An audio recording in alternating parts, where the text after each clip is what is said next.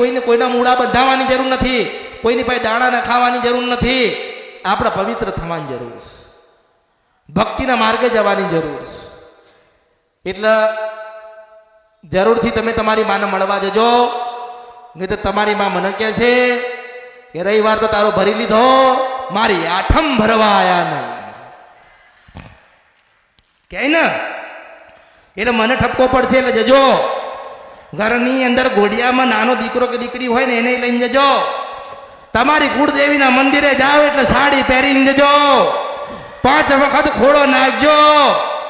માને એટલું કહેજો કે બા તું અમારી નામે તારા છીએ, અને ઘડીક વાર તમારા મંદિરે બેહીને કદાચ મને યાદ કરજો.